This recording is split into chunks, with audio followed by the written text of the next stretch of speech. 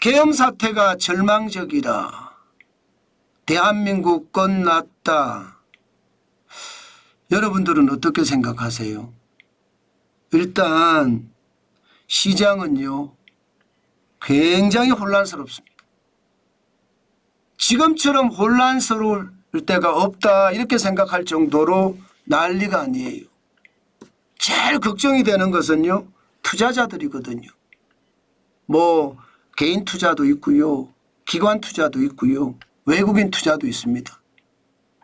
그것을 생각을 하면 와, 외국인 투자 괜찮을까, 저는 그런 생각이 듭니다.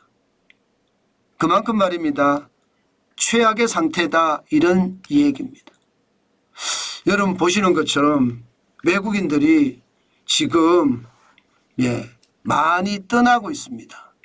2024년 12월에 2,777억 원을 벌써 장중에 팔았거든요. 시간의 거래는 저는 포함이 되어 있지 않습니다. 여기는 장중 거래만 잠정적으로 포함이 되어 있는데 2,777억 원입니다. 그만큼 말입니다, 상황이 나쁘다. 문제는 그동안 외국인들이 지금 계속 빠졌었거든요. 빠졌었거든요. 2024년 8월에 2조 5,090억 원이 빠져나갔죠. 9월에는 7조 3,610억 원이 빠져나갔습니다. 10월에도 4조 3,880억 원이고요. 11월에도 장중에만 4조 7,911억 원이 빠져나간 상태입니다. 근데 12월에도 초기에는 들어오다가 이게 계엄 사태가 벌어지고 나서 외국인들이 팔기 시작했습니다. 그래서 2,777억 원을 현재까지 장중에서 판 숫자입니다. 굉장히 빠른 속도로 팔죠. 그런데 더 놀라운 것은요, 이게 전체적으로는 2,777억 원을 팔았지만 코스피로 한정돼서 보면 2024년 12월 2일에 6,300억 원을 팔 정도로, 그러니까 지난주에 6,300억 원을 팔 정도로 외국인들이 굉장히 많이 팔았습니다. 그러면 여러분 그동안 8월부터 코스피에서도 계속 외국인들이 팔아왔잖아요. 계속 팔아왔는데 또 판다? 이것은 여러분 그만큼 말입니다, 상황이 굉장히 나빠진다는 거예요. 제가 대한민국 끝났다 이렇게 표현을 썼잖아요. 이것은 여러분들도 아시는 것처럼 일본의 경제지죠. 경제지가 대한민국 끝났다는 표현을 제일 먼저 썼습니다.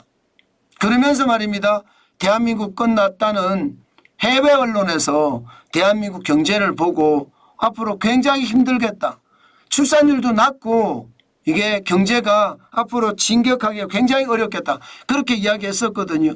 그러면서 대한민국의 상황에 대해서 강국구가 왔다 이런 표현을 쓰면서 대한민국 끝났다 이런 표현을 썼습니다. 그런데 지금 그런 최악의 어떤 상황이 닥쳐오고 있는 것은 아닌가, 저는 그런 생각을 해봅니다. 외국인들이 빠져나가니까요. 외국인들이 빠져나가면 정신없거든요. 그런데 그것뿐이 아니에요. 이게 비상사태 내지는 계엄 정국이 계엄 정국 내지는 탄핵 정국이 결국은요 소비를 위축시킬 수밖에 없습니다. 실질적으로도 국회 탄핵 소추가 있었던 2016년 12월 소비자 심리지수가 월간 소비자 심리지수가 94까지 떨어졌습니다. 그 떨어진 것이 말입니다, 2017년 1월, 2017년 2월, 3월 이게 계속해서 떨어졌거든요. 그러면 적어도 말입니다, 지금 이 지표를 봤을 때는 12월, 1월, 2월, 3월 4개월 동안 어려워진다는 거잖아요. 이게 100이 기준선이거든요. 100이 기준선인데 탄핵 정국이 오래 가면 갈수록요 결국은요 소비만 망가집니다. 소비는 확실하게 망가집니다. 이게 탄핵 정국을 야당하고 협상이 될 수 있으면 모르겠으나 협상되지도 않고 나라의 혼란 엄청날 거고요. 정치적 혼란이 사회적 혼란으로 계속 발전이 될 겁니다. 소비를 안 하거든요. 그때 말입니다, 최악의 상태들 저는 충분히 보여진다고 생각을 하고 그게 시장에서는 엄청난 위협이 될 수밖에 없다. 저는 그렇게 봅니다. 예, 실질적으로 지금 대한민국의 경제 상황은 진짜 좋지 않거든요. 예, 이게 비상계엄 사태 이전만 하더라도요. 벌써 소매 판매가 전년 대비 10분기 연속 마이너스만 기록했습니다. 심지어 2024년 10월에도 마이너스 0.8%거든요. 다시 말해서 소매 판매가 안 됐다는 거예요. 소비를 안 한다는 뜻입니다. 소비가 안 하면 어떻게 됩니까? 재고가 쌓이겠죠. 실제로 유통업의 재고는 굉장히 많이 쌓여요. 도매업 재고 지수를 보면 2024년 2분기 117까지 올라갔습니다. 그리고 2024년 4분기, 3분기 113.7까지 올라갔고요. 도매업의 재고 지수까지 늘어났다는 거잖아요. 소매가 안 팔리니까 도매도 안 팔려서 재고가 쌓인다는 거죠. 재고가 쌓이니까 도매 쪽에서 제조하는 쪽으로 주문이 안 들어가요. 주문이 들어가 줘야 되잖아요. 주문이 안 들어가니까 국내 공급 지수 쉽게 말하면 제조업의 부품이나 원자재나 아니면 반제품을 납품을 하는데 이게 공급이거든요. 그 공급 지수가 5분기 연속 마이너스입니다. 2023년 3분기 마이너스 2.9%, 4분기 마이너스 2.8%, 2024년 1분기, 2분기, 3분기 계속 마이너스예요. 마이너스를 하다 보니까 시장에서는요. 야, 이게 도대체 무슨 일이야 이렇게 생각할 정도로 시장의 분위기는 굉장히 싸합니다. 지금처럼 이 분위기가 계속 가잖아요. 그러면 우리 경제도 최악의 상태가 돼 간다. 시장에서는 그렇게 예측합니다. 그만큼 말입니다. 최악의 상황으로 점점 몰려간다는 이야기죠. 저는 시장을 보면서 이 정도까지 우리 경제가 무너지나 그런 생각 진짜 많이 하거든요. 지금 이대로라면 국내 경제가 최악으로 되는 것은 어쩔 수 없는 상황입니다.